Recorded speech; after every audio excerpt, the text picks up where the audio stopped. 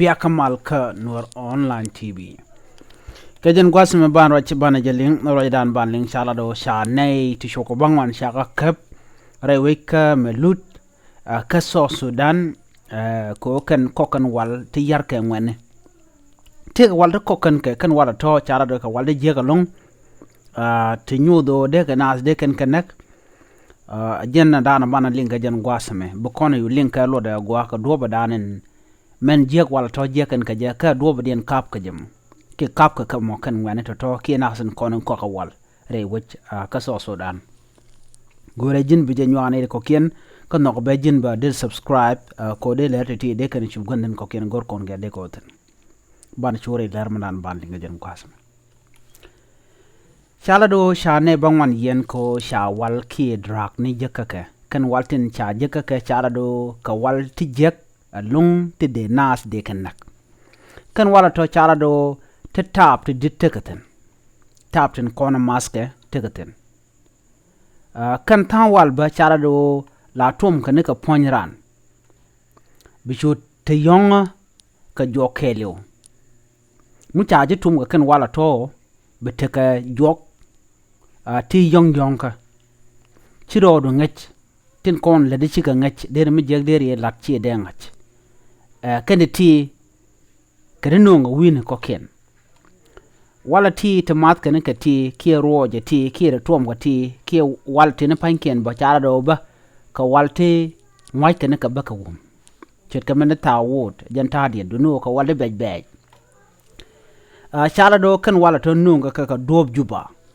ka ba ka nang re wich ka malakal lo chaga nang ka apanal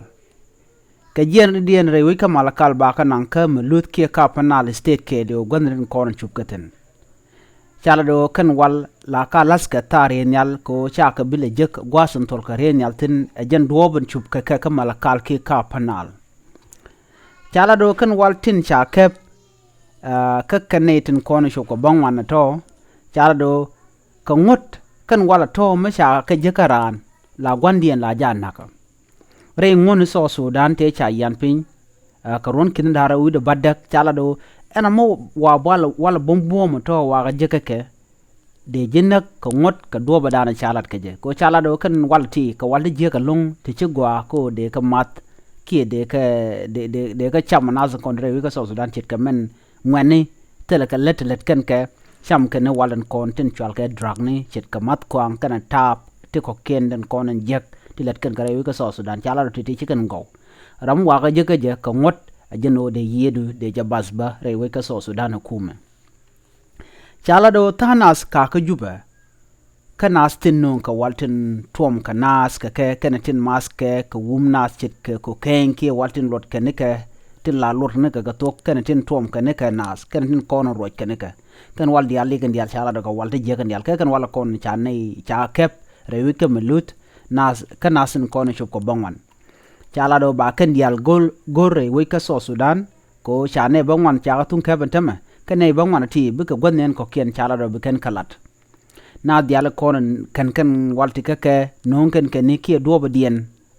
je kan ke jammo chala do bu kan kalat kan dial chit ka men tama cha kep ka te re te jen chala do bukan do dan ki gwad danu gana kokten chala do bikanalat ko shi malakal ka ruwa da chala do rewi ka so Sudan ke li jen tuokri ga tuokoten mi no ba kan dial ba ka gor kan walti ka walje ko ken radian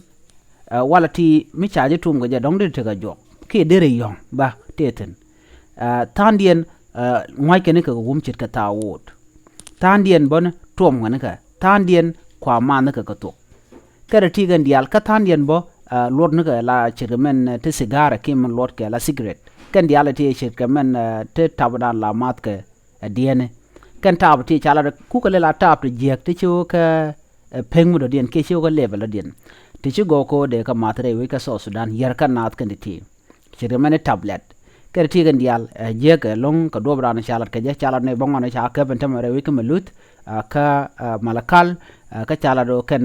ba tan yen ba nyo kap re wi ka juba ko chala do shika wi ka na tiang handial na me jenda ni linga jen gwasmen wo walati ka walati yar ke ngwani sha ngwan sha no go de ka let ka yar kan ne dial ba jala do shagor no ba ka bin mat re wai ka so Sudan tirga me shalinga ajan do badanen de yelinga jan gwasmen o kan drak ne ki wala kon yarka na chicken go ka queenat ajan da ne linga jan gwasme mi jira ma jidit ke jan channel ma gore jin bi subscribe ki gore ba jin bi nyane ko ken bi atakamal bye bye